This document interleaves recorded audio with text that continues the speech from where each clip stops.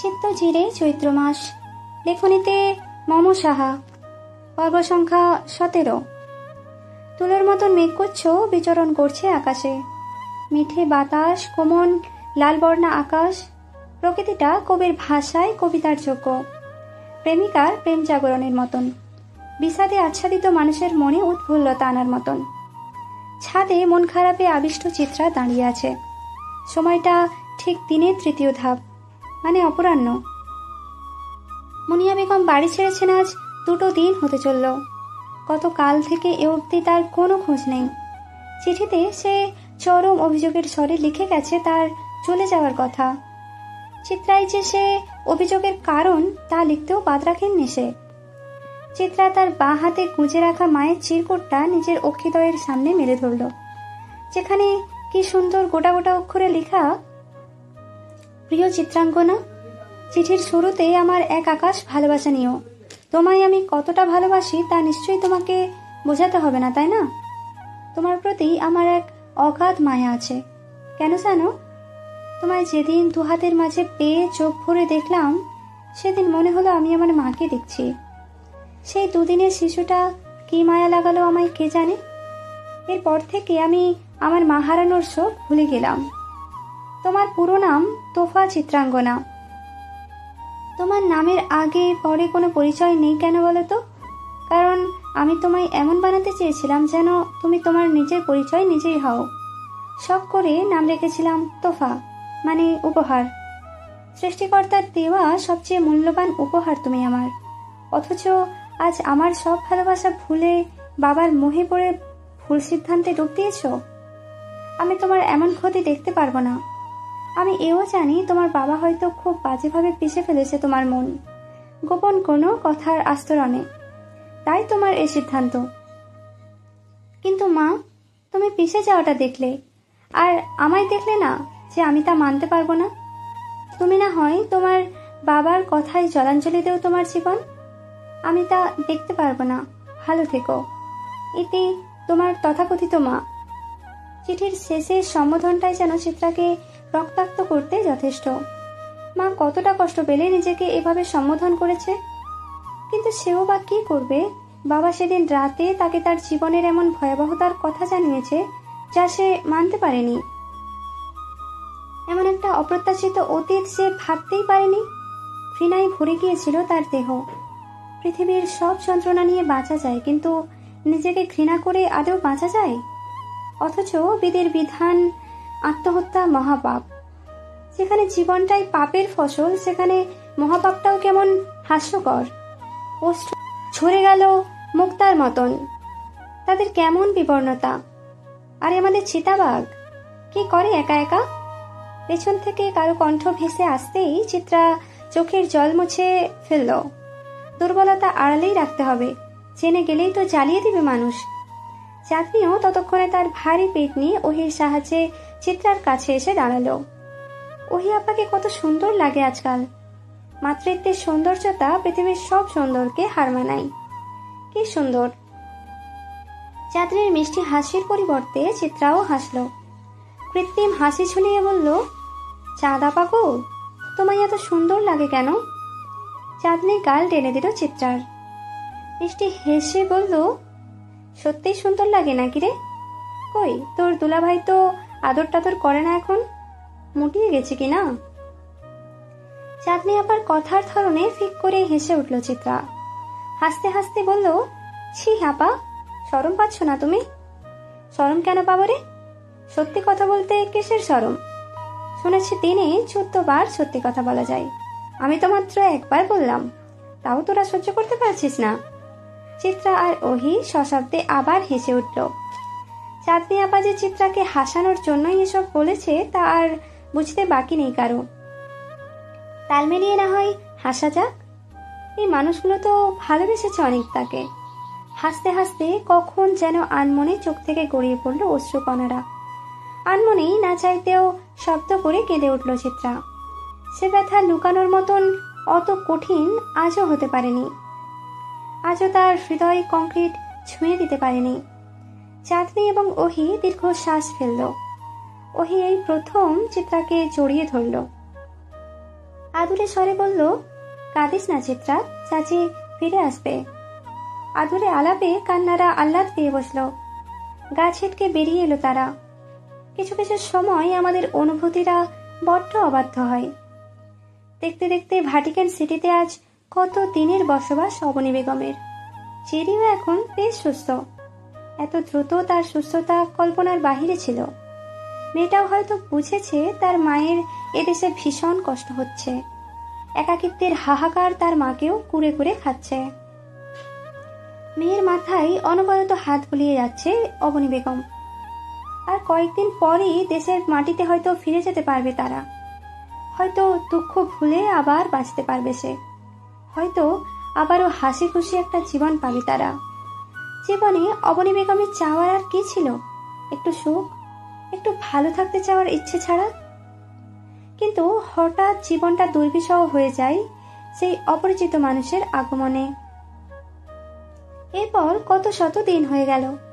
অবনী বেগম কেবল বেঁচে থাকার জন্যই বেঁচেছিলেন। ওহি যখন হলো তখন তার বয়স 18-19 হবে। সে মানতে পারেনি ওহিকে প্রথম প্রথম। সবার অমতে মেয়েটাকে হোস্টেলে রাখে। কিন্তু যখন মা হওয়ার মর্ম বুঝলো ততদিনে মেয়েটা তার থেকে অনেক দূরে সরে গেছে। কাছাকাছি এনেও সে দূরত্ব মেটাতে পারেনি সে। অবনী বেগমের ভাবনার মাঝে কেবিনের দরজা খুলে প্রবেশ করলো আমজাদ। পরনে তার বেশ ফর্মাল পোশাক। প্রতিদিন সে মেয়েটাকে এসে দেখে যায়। স্ত্রীর সাথে খুব কমই কথা হয় তার, না পারতে বলে আর কি। আমজাদকে দেখেও তেমন একটা হিলদোল দেখালো না অবনী। আগের জায়গায় বসে রইল নীরব হয়ে। আমজাদ কেবিনে প্রবেশ করে শার্টে দুটো বোতাম খুলে দিল। সরাসরি অফিস থেকে এসেছে বোধ হয়। ফোনটা চেরির বেডে রেখে সে কেবিনের সাথে লাগোয়া ওয়াশরুমে গেল বোধ হয় হাত মুখ ধোয়ার জন্য। আমজাদের বয়স 45-এর এপার ওপার হবে। এখনো দেখতে বেশ সুন্দর লাগে। যখন তাদের বিয়ে হয় তখন আমজাদ এতটা বোধ হয় সুপুরুষ ছিল না, কেমন বোকা বোকা। সাথে কি আর মানুষ বউ পাগল বলতো? অথচ আজ সে আমজাদ গম্ভীর শীতল। হঠাৎ নিস্তব্ধ এই কেবিনটাকে শব্দে ভরিয়ে দিতে উচ্চ শব্দে বেজে উঠল আমজাদ সওদাগরের ফোনটা। অবনী বেগম তাকাবে না করেও কৌতূহল নিয়ে তাকালো ফোনের স্ক্রিনে, যেখানে জলজল করছে সেই মধ্যরাতের হৃদয় ঝলসে দেওয়া নামটা জেসি। অবনী বেগম সাথে সাথে শ্বাসটা বন্ধ করে নিলেন। এ বয়সে এসে সঙ্গী হারানোর তীব্র ব্যথা সে নিতে চায় না। অথচ সে যতই দূরে যাচ্ছে সেসবের থেকে, ততই যেন তাকে এসব চাপটে ধরছে। বারবার একই যন্ত্রণা যে কতটা ভয়ঙ্কর তা ব্যাখ্যা করার মতো না। ফোনটা বাজতে বাজতে কেটে যেতেই ওয়াশরুম থেকে বেরিয়ে এলো আমজাদ। অবনীর ঘামে চুপচুপ হওয়া মুখমণ্ডলে দৃষ্টি নিবদ্ধ হলো তার। অবনীর কাছে এসেই সে অবাক কণ্ঠে প্রশ্ন করল, তুমি এমন শীতল রুমেও ঘামছো কেন অবু? তোমার শরীর কি বেশি খারাপ করছে? অবনী বেগম নিজেকে যথেষ্ট সংযত করার চেষ্টা চালালেন। অস্বাভাবিক শ্বাস প্রশ্বাসকে নিয়ন্ত্রণে আনতেও সক্ষম হলো সে। শাড়ির আঁচল দিয়ে মুছে নিলেন নিজের মুখমণ্ডলটা। তারপর বেশ গম্ভীর কণ্ঠে বললেন, ঠিক আছে আমি। কথাটা যেন বিশ্বাস করতে পারল না আমজাদ। স্ত্রীর পাশে এসে কপালে হাত দিয়ে জ্বরও পরীক্ষা করলেন সে। তাপমাত্রা স্বাভাবিক দেখে কপাল কুঁচকালেন। স্বাভাবিক কণ্ঠে বললেন, জ্বর তো ওঠেনি, তবে এমন অসুস্থ লাগছে কেন তোমাকে? আজও আমার অসুস্থতা তোমায় ছুঁতে পারে আমজাদ? অবনীর 40তম বয়সের কণ্ঠে পঞ্চদশীর ছোঁয়া, কি প্রগাঢ় অভিমানের ছাপ। আমজাদ কি বুঝতে পারল সে অভিমান? তন্মধ্যেই আবারও সশব্দে বেজে উঠল আমজাদের ফোন। ফোনের স্ক্রিনে তাকিয়ে সে খুব ধীরে কেবিন ছেড়ে বেরিয়ে গেল। অবনী বেগম শ্বাস ফেললেন, তাচ্ছিল্য করে বললেন, কিছু মানুষের কখনো নিজস্ব ঠিকানা হয় না, ভব করে হয় সে মানুষ। আমিও তেমন কুলহীন। কোচিংয়ের নাম করে বেশ রাত হলো চিত্রা রাস্তায় ঘুরে বেড়াচ্ছে। মা ছাড়া বাড়িটাতে তার এক মুহূর্ত ভালো লাগে না, কেমন পানসে লাগে সব। পৃথিবীটা হুট করে কেমন তেতো তেতো ঠেকছে। মাই বুঝি পৃথিবীর মধু। কাঁধে ব্যাগ, ছোট চুলগুলো একপাশে বেনি গাঁথা, শরীরে বেশ সাদামাটা জামা, ছাই রঙা। এধার ওধার কেবল উদ্দেশ্যবিহীন ঘুরে বেড়ানো। আরে রঙ্গনা, রাস্তায় কি করে? চিত্রা থামল। একা রাস্তায় একাকিত্ব কাটানোর মানুষ এলো। সে ধীর গতিতে পাশ ফিরে চাইতেই বাহারের হাস্যোজ্জ্বল মুখটা দৃষ্টিগোচর হলো। বাহার ভাই সচরাচর হাসেন না, অথচ আজ কি সুন্দর হাসির ছেলের মুখ জোর।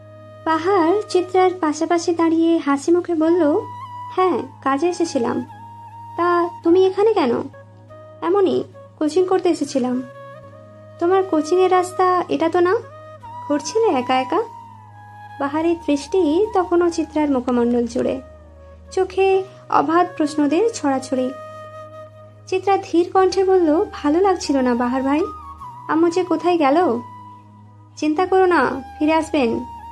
তোমার মিছে জেদের জন্য উনি বোধহয় অনেক কষ্ট পেয়েছে। অহেতুক কাজটা না করলেও পারতে।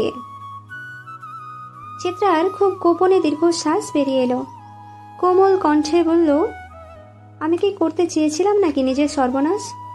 বাবার আকুতি আমার অতীত নিয়ে তাচ্ছিল্য আমি মেনে নিতে পারিনি বাহার ভাই। বাহার দাঁড়ালো, চিত্রার মুখের দিকে তাকালো। কিছু একটা ভেবে সে ফুটপাতের কিনারায় এসে বসল। হলুদ আলোয় রাস্তাটা কেমন মোহনীয় লাগলো। চিত্রাও বাহারের পাশে এসে বসল। বহু দিনের শখ তার বাহার ভাইয়ের পাশে বসে রাতে রাস্তা দেখবে, সোডিয়ামের কৃত্রিম আলোয় নিজের সুখ দুঃখের গল্প করবে। তবে কি খুব দ্রুতই এসে পড়ল সে দিনখানা। পাশের টং দোকান থেকে বাহার গরম গরম 2 কাপ চা নিয়ে এলো। চিত্রার দিকে চা এগিয়ে নরম কণ্ঠে বলল, এবার বলো তো, হুট করে বিয়ের মতন সিদ্ধান্ত নেওয়ার কারণ কি? কি হয়েছিল? চিত্রা চায়ের কাপটা হাতে নিতে নিতে বলল, এবং চোখ জুড়ে তার নেমে এলো সেদিন রাতের কথা। সেদিন নুরুল সওদাগরের এমন পরিবর্তনে অবাক হয়েছিল চিত্রা। বাবা হঠাৎ এত স্নেহ ঢেলে দিচ্ছে ভেবে চোখ মুখ টলটল করে ওঠে তার। নুরুল সওদাগরের দৃষ্টি তখনও বাড়ির সামনে রাস্তায়। সে রাস্তায় মানুষজনের আনাগোনা দেখতে দেখতে হুট করে চিত্রাকে বলল, চা বানাতে পারো? চিত্রা তখনও কিংকর্তব্য বিমূঢ়। বাবার হুট করে বলা প্রশ্নে সে হতভম্ব। নুরুল সওদাগর মেয়েকে থম মেরে দাঁড়িয়ে থাকতে দেখে আবারও প্রশ্ন ছুড়লেন, পারো চা বানাতে? চিত্রা চা বানাতে পারে না, কিন্তু তবুও বাবার প্রশ্নে ওপর নিচ মাথা নাড়ালো। ধীর কণ্ঠে বলল, হ্যাঁ আব্বু, পারি। তাহলে 2 কাপ চা বানিয়ে নিয়ে এসো, চট জলদি, আমি অপেক্ষা করছি। বাবার বলতে দেরি, অথচ চিত্রার ছুটে যেতে দেরি নেই। চা না বানাতে পারা চিত্রাও সেদিন হাত পুড়িয়ে চা বানালো। আধ ঘন্টার মাঝে সে চা নিয়ে ঘরে পৌঁছালো। তখনও বাবা আগের মতন ঠাই বসে আছেন। চিত্রা চা এগিয়ে দিতেই নুরুল সওদাগর বেশ হাসি মুখে চা নিয়ে নিলেন। চিত্রাকেও অপর চায়ের কাপটা মুখে দেওয়ার ইশারা করলেন। পোড়া হাত নিয়েই চিত্রা চায়ের কাপে মুখ তুলল। নুরুল সওদাগর চায়ের কাপে চুমুক দিয়ে তৃপ্তির দৃষ্টি ফেলেন।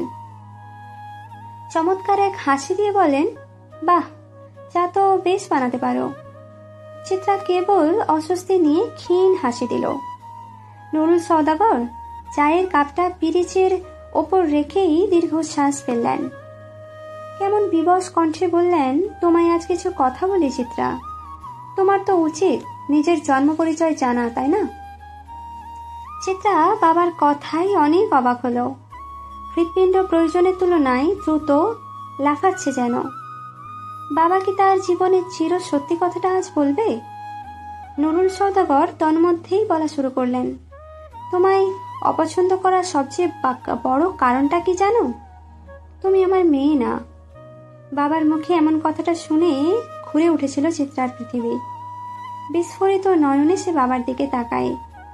নুরুল সওদাগর সে দৃষ্টিকে পাত্তা না দিয়েই বললেন, হ্যাঁ, এটা সত্যি যে তুমি এই সওদাগর বাড়ির কেউ না। চিত্রা ফ্যাল ফ্যাল করে তাকিয়ে রইল। অনড় তার দৃষ্টি। ভাষারা তখন স্তব্ধ। নুরুল সওদাগর তার দৃষ্টি সরিয়ে নিলেন চিত্রার উপর থেকে। তা রাস্তায় নিবদ্ধ করে বললেন, তুমি আমার মেয়ে না।